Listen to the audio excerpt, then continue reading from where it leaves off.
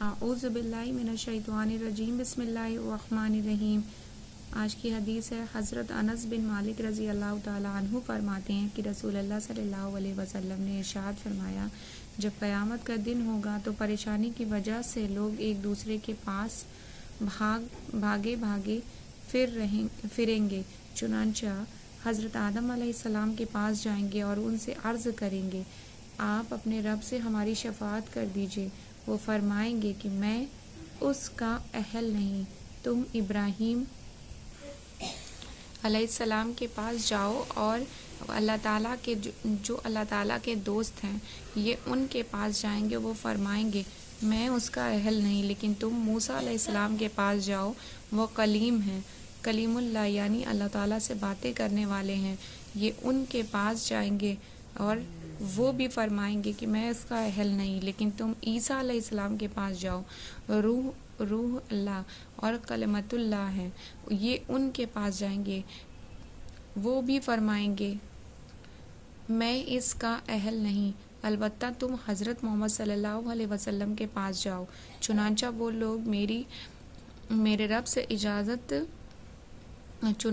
لوگ میرے پاس آئیں گے اور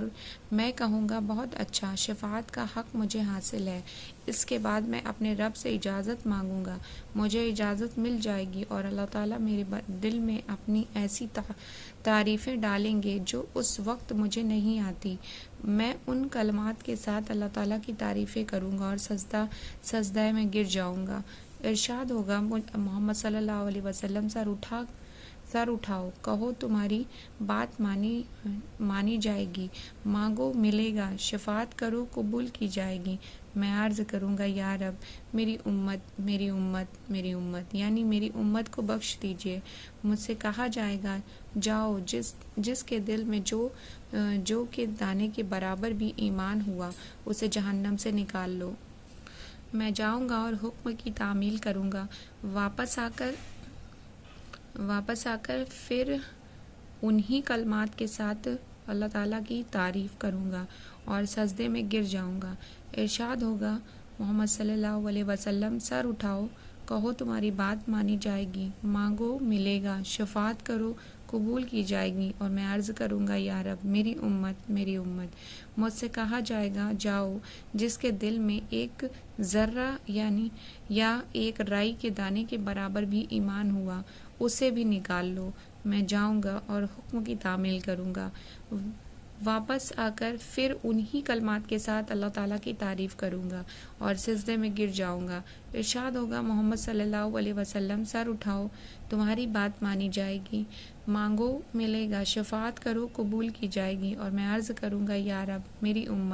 امت مجھ سے کہا جائے گا جاؤ جس کے دل میں ایک رائی کے دانے سے بھی کم ایمان ہوا اسے بھی نکال لو،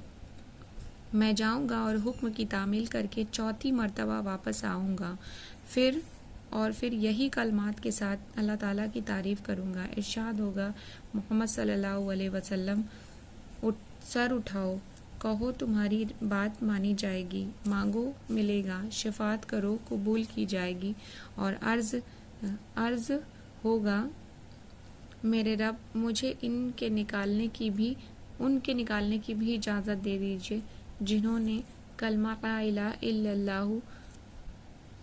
پڑھا ہو، اللہ تعالیٰ ارشاد فرمائیں گے میری عزت کی قسم، میرے بلند مرتبے کی قسم، میری بڑائی کی قسم اور میری بزرگی کی قسم،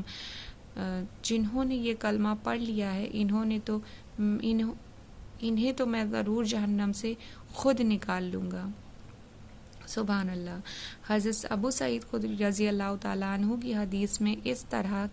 ہے کہ چوتھی مرتبہ صلی اللہ علیہ وسلم کی بات کے جوابات میں اللہ تعالیٰ ارشاد فرمائیں گے کہ فرشتے بھی شفاعت کر چکے، انبیاء علیہ السلام بھی شفاعت کر چکے اور مومنین بھی شفاعت کر چکے، اب ارحم الراحمین کے علاوہ کوئی بھی باقی نہ رہا، چنانچہ اللہ تعالیٰ مٹھی بھر کر ایسے لوگوں کو دوزخ سے نکال لیں گے جنہوں نے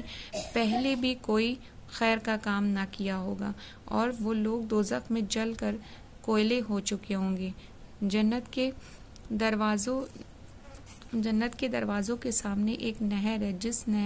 جسے نہر حیات کہا جاتا ہے، اور اللہ تعالیٰ اس میں لوگوں کو ڈال دیں گے اور وہ اس سے فوری طور پر تر و تازہ ہو کر نکل آئیں گے، جیسا دانہ سیلاب کے کوڑے میں پانی اور کھاد ملنے کی وجہ سے فوری اگ آتا ہے، اور یہ لوگ موتی کی طرح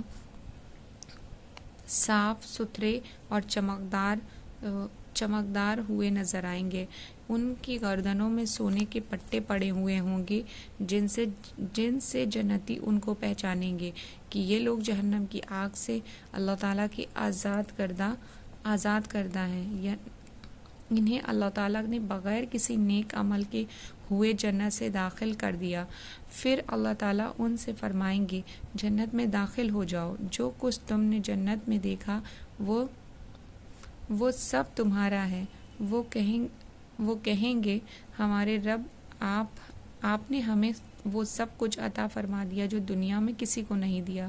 اللہ تعالیٰ ارشاد فرمائیں گے میرے پاس تمہارے لیے اس سے افضل نعمت ہے۔ وہ عرض کریں گے ہمارے رب، اس سے افضل کیا نعمت ہوگی؟ اللہ تعالیٰ فرمائیں گے میری رضا، اس کے بعد اب تم میں سے کبھی کسی پر ناراض نہیں ہوں گا۔ سبحان اللہ۔ فائدہ: حدیث شریف میں حضرت عیسیٰ علیہ السلام کو روح اللہ اور کلمۃ اللہ اس وجہ سے کہا گیا ہے کہ ان کی پیدائش بغیر باپ کے صرف اللہ تعالیٰ کے حکم کلمہ کن سے اس طرح ہوئی کہ جبریل علیہ السلام نے اللہ تعالیٰ کے حکم سے ان کی ماں کے گریبان میں پھونکا، اور جس سے وہ ایک روح اور جاندار چیز بن گئے۔ بے شک اللہ تعالیٰ ہر چیز پر قادر ہے۔ سبحان اللہ۔